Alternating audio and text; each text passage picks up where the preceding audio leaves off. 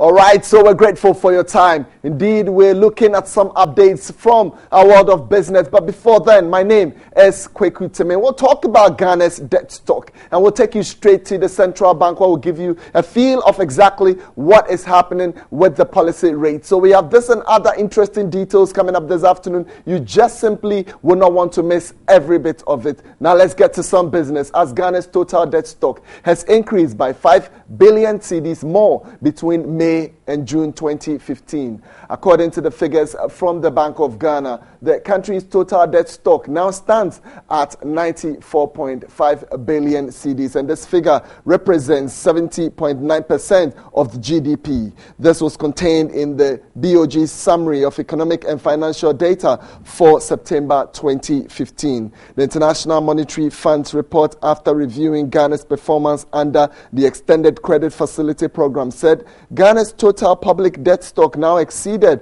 the pre-HIPC level. The IMF is projecting that Ghana will end the year 2015 with a 75% debt to GDP ratio. Joining us on the phone line now is Eric Osei, SCB, an economist. Many thanks for joining us. We're grateful for your time. We're indeed grateful that you've joined us on Midday Live. If you're on, let me first of all find out from you, has Ghana's current debt got anything to do with our economy? Well, of course, yes. It has everything to do with our economy, because it's an indication that you're not generating enough domestic revenue to finance your economic activities. And so you have to resort to borrowing. And once you continue to borrow, then your debt stock will begin to increase. And so it has everything to do with the current challenges that we have in the economy. Yes. Well, this afternoon, let me find out from you. Early part in the day, I questioned and I put it out there that indeed, in the face of all this debt stock, we're looking at going for a Euro bond somewhere around 18 September. The Ministry of Finance, with all other stakeholders, would hit the road and try to secure 1.5 billion. Could this be the right time to be going for this bond issue? Yes, it's quite interesting because if you listen to the finance minister, yes, I think last week or two, it said that it was going to put a moratorium on borrowing. But if you look at that and you look at the recent letter that was sent to the IMF, it's actually seeking a waiver of that conditionality that Ghana cannot continue to borrow. And I think the IMF has granted that to government. And that is surprising because at this time where we have crossed the debt sustainability ratio, that is, we've crossed the 70% debt to GDP ratio, then we have to be measured. We have to be mindful in our appetite to borrow. But that, be it as it may, government has also made enough or put out enough reason why it thinks it should borrow, because it needs to finance certain critical infrastructure projects.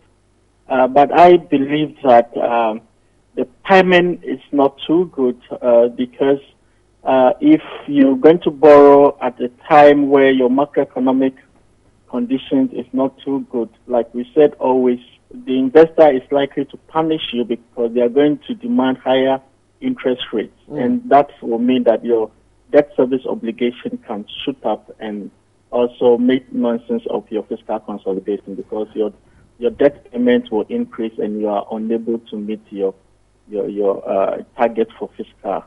I'll allow you to go in just about a short while, but first of all, let me find out from you. Yes, we can point out the challenges without trying to find out some solutions to it. So, yes, an economist, I'll give you the opportunity. How do you think we can try to resolve some of these difficulties with our debts? How can we deal with it? How can we confront it as a country?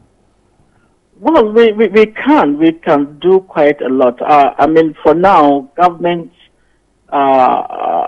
is borrowing and it keeps borrowing, but we can slow down as a nation by, first of all, prioritizing our developmental needs and also embarking on fiscal switching or expenditure switching. That means focusing on only pressing needs and priority areas so that we can create fiscal space for key infrastructure development.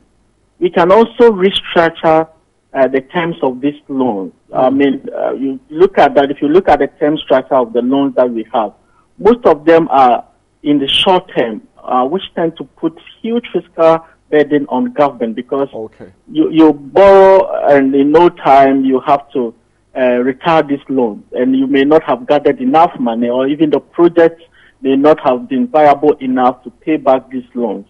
So I believe that we have to look at the term structure of this loan. One, we have to ensure that we borrow at the very low rates, and also in the long-term basis. On long-term basis, we cannot continue to borrow the 91 days, 180 days, 1 year, 5 years. We have to go 10 years, 15 years kind of bonds. And that one, you create enough fiscal space to manage this loan and to also ensure that the loan pays for itself. And so you don't depend so much on the budget to pay back this loan. I'm sincerely grateful for you joining us on Midday Live. As and when other issues crop up, I'm sure we will be joining you. But many thanks for now. We'll cross over straight to the central bank where my colleague Ebenezer Jekumhene is standing by. We're talking about the prime rate, and indeed the central bank has inched up the prime rate to 25%. Now, the prime rate is an indicator for measuring the amount at which banks would be borrowing. That's the lending rate. He joins us to tell us exactly the factors that contributed to the increase of the prime rate. Many thanks, Ebenezer. We're grateful that you're joining us on Midday Live. First of all, let me find out from you, what indicators did Dr. Wampa give before increasing the policy rate to 25%? Basically, it's because of a consolidation of the economy, good fiscal consolidation, that led to that decision.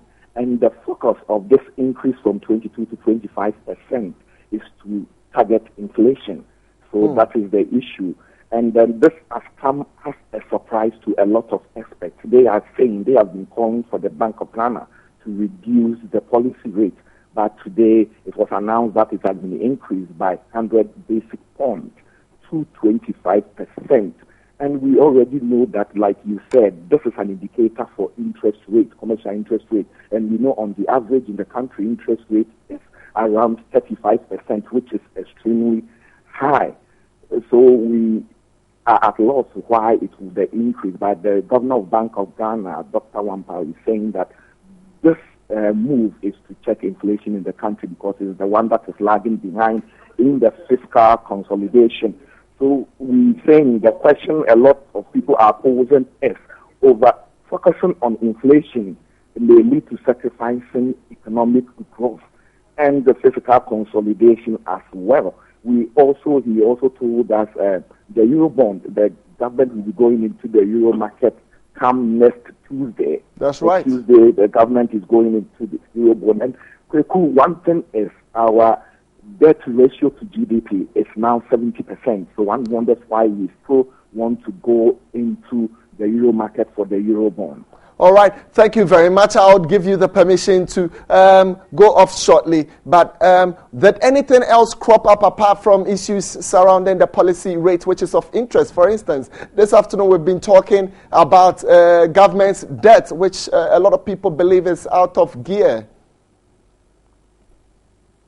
All right, as and when we've lost him on the line, but later tonight we could trust that you would get more on the policy rate as Ebenezer Jekumhene joins us to bring us more updates on indeed what the central bank governor gave as the reasons for increasing the policy rate. My name is Kweku Temen. We're sincerely grateful for your time this afternoon. At 4:30, we'll bring you some updates later tonight on Business Focus. We'll spend time with analysts and get you all the details that you are expecting. Indeed, when it is business, it's right here on TV3.